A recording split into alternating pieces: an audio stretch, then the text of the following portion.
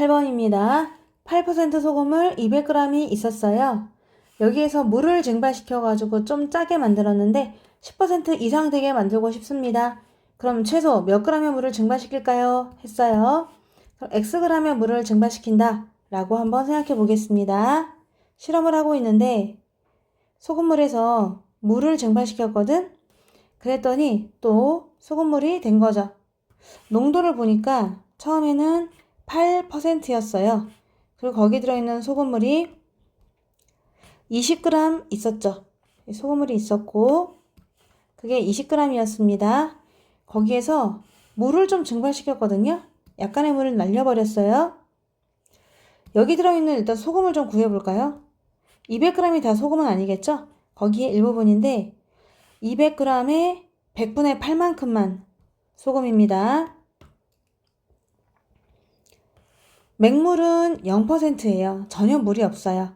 근데 그런 거를 내가 xg 증발시켰다고 했거든? 그럼 xg이 되는데 거기에 있는 소금은 전혀 없습니다.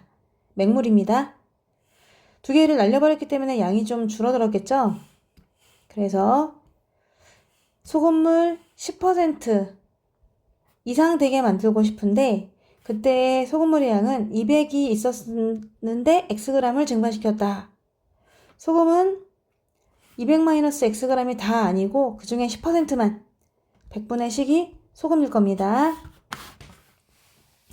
그러면 소금을 보니까 이제 이렇게 빼서 나왔다라고 하려고 하는데 0g은 뺄 필요가 없으니까 그냥 전에 있던 소금하고 비교할 거예요.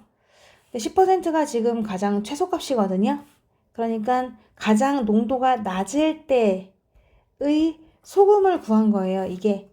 그러니까 소금이 가장 적겠죠. 가장 조금 있을 때가 될 거예요. 그래서 이것 이상이다 라고 해주시는 거죠. 아까 여기도 마찬가지 이상이라고 나왔습니다. 여기도 이상이 되는 거예요. 왜? 농도가 가장 낮을 때 있죠? 10일 때, 제일 덜 짤 때. 그때 소금을 구해본 거거든? 그러니까 대부분은 그거보다는 양이 많거나 같다. 이렇게 될 수가 있겠죠? 소금으로만 식을 세우면 돼요. 한 번 더 소금의 식을 세워보겠습니다. before, 전에는 200g 속에 8%가 들어있었다. 후, 물을 증발했더니 200-xg의 소금물이 되었는데 그게 10%일 때가 가장 작다. 그러니까 이것 이상으로 소금이 많을 것이다. 라고 식을 세워준다는 얘기고요.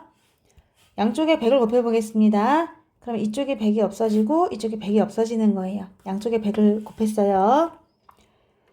1600은 커나 같다. 2000-10x 10x는 커나 같다. 400 x는 40 이상이거든요. 그럼 우리가 최소 몇 g의 물을 증발시켰습니까? 를 물어봤기 때문에 얼만큼 증발시키면 더 짜겠니? 이렇게 물어봤는데 그게 40 이상이에요. 따라서 최소값으로 알 수가 있죠. 정답은 40g 돼서 3번입니다.